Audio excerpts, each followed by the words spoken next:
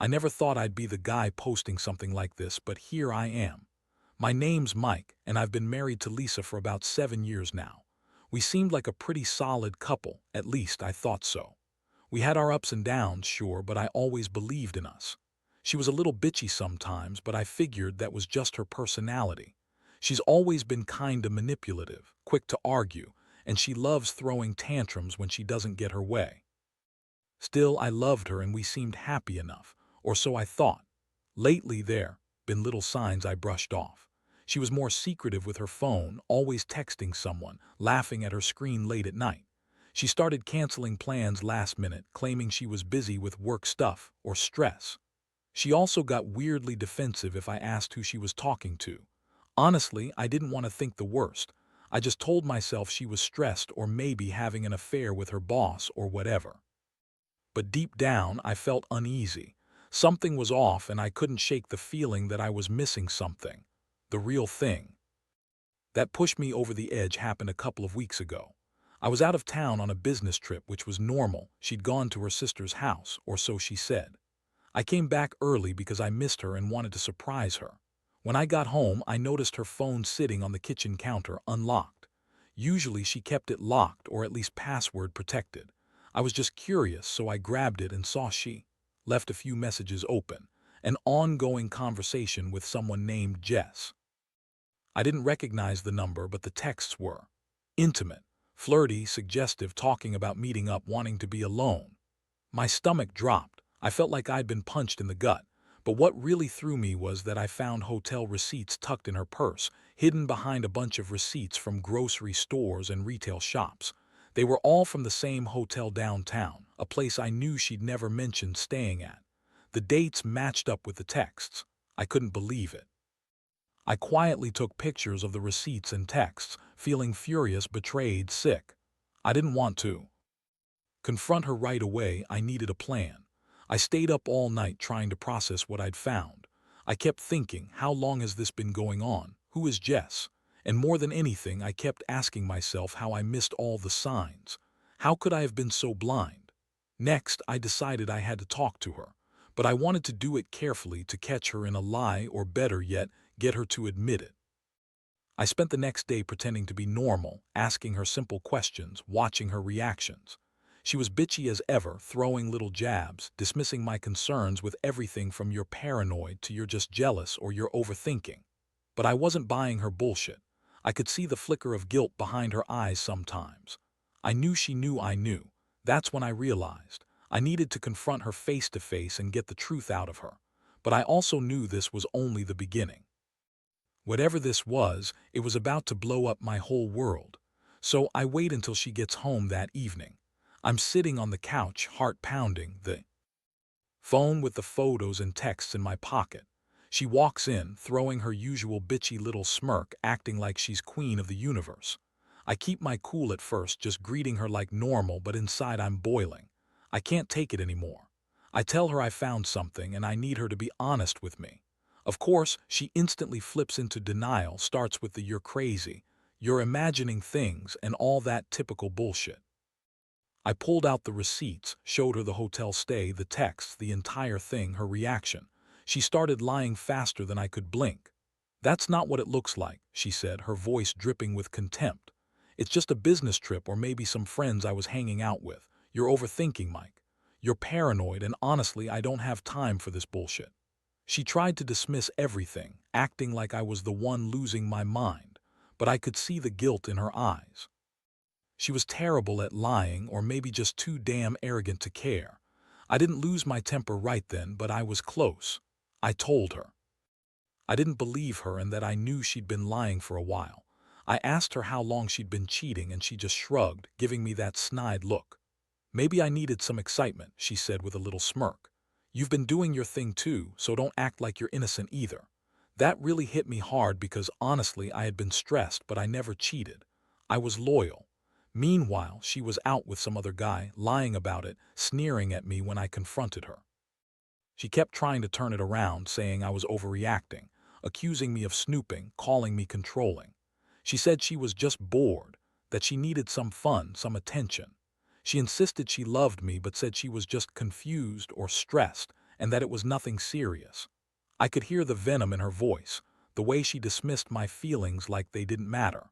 I felt like I was losing my mind, like I was in some tragic sitcom where the wife I loved was just a complete stranger. The anger, the shock, the heartbreak, everything hit me all at once. I honestly didn't know what to do next, but I knew one thing: I was done being played for a fool. After that night, everything changed for me. I couldn't sleep, couldn't eat, couldn't focus. I felt numb, like I was walking around in a daze. The betrayal cut deep, worse than I expected. I kept replaying her words, her sneers, the way she looked at me like I was nothing. Part of me wanted to scream at her, call her all the terrible names I felt inside, but another part just wanted to get out of the house, get away from her. I knew I had to come up with a plan, something cold, calculated, something she wouldn't see coming. The next day I started digging. I didn't trust her anymore, so I needed proof. I hired a private investigator. Yeah, I know, sounds extreme, but I didn't want to be some cuckold. I wanted facts. Turns out I didn't have to look far. The Pie found her sneaking into that hotel again with Jess more than once. They weren't just meeting for coffee or business as she claimed. They were having sex.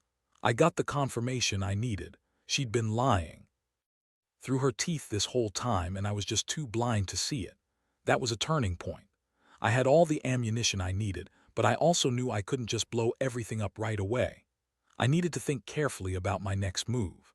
I started planning my revenge, not because I wanted her to suffer, but because I needed her to understand that she couldn't just cheat and lie without consequences. I knew the typical leave her, divorce, move on route was an option, but I wanted more. I wanted her to realize she'd lost control of the game. I began by removing her from the house, not violently, but enough to make her uncomfortable. I changed the locks, installed cameras, and started gathering every piece of evidence I could find: emails, texts, receipts. I wanted her to see I was serious. Meanwhile, I kept acting normal, pretending I didn't know how much she'd hurt me.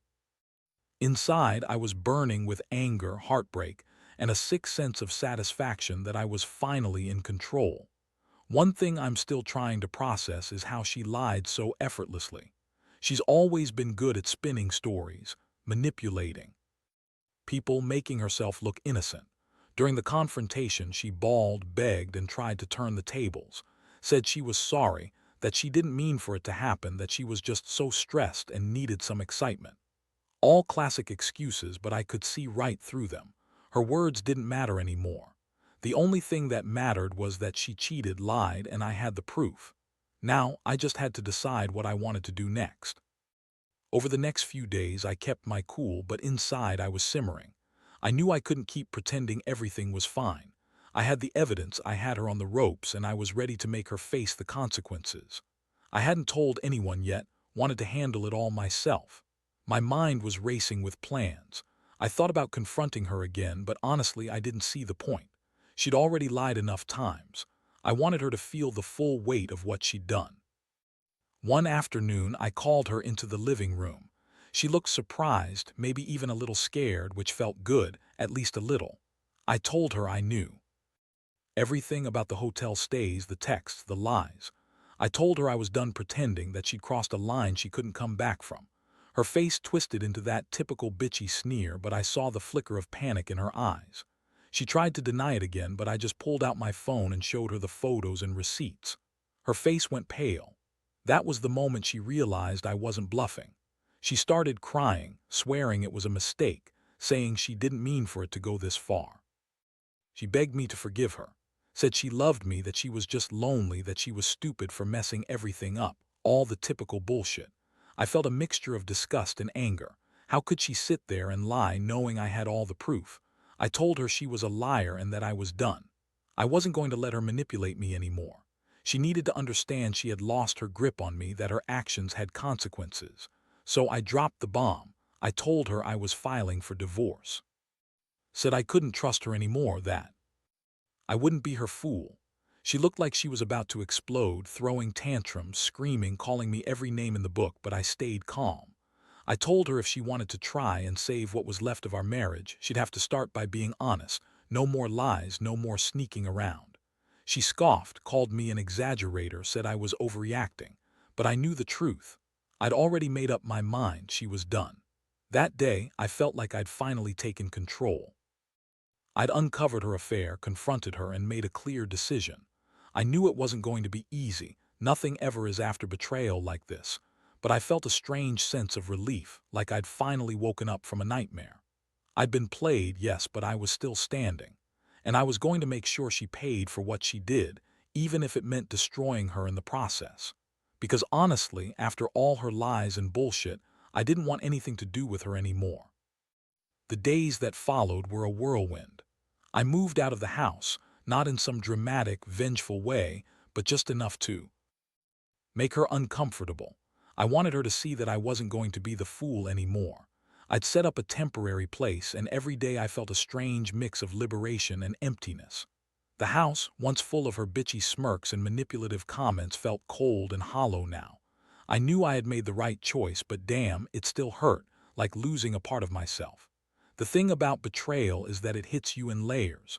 First, it's the shock. How could she do this to me? Then the anger, how dare she lie and cheat? And finally, the sadness, the sense that everything we built, everything I believed in, was just a lie.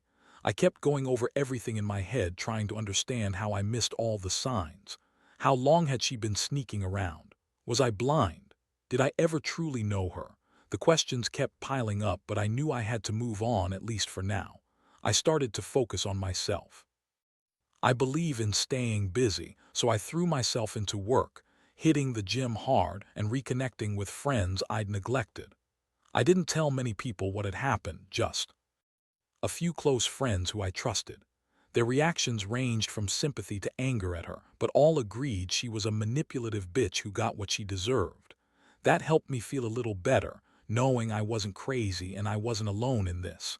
Every time I thought about her lying and sneaking around, I felt a deep resentment. But I also felt a strange sense of power. I knew she'd underestimated me, thought I'd be some doormat forever. Now I was the one in control, making decisions that would shape my future. I knew I'd never forget what she did, but I also knew I had to let go of the anger eventually, if only to move forward.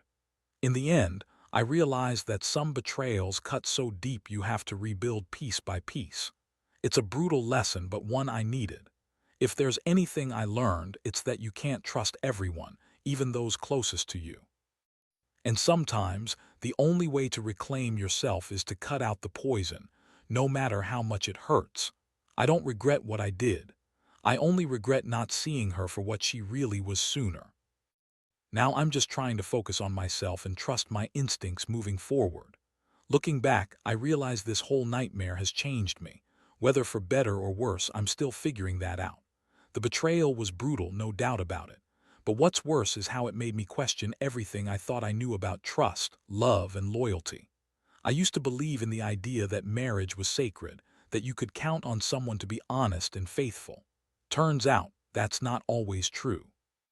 Sometimes the people you love the most will stab you in the back without a second thought. What I've learned from all this is simple but harsh. You have to look out for yourself. I gave her every benefit of the doubt. I trusted her blindly, and it almost destroyed me.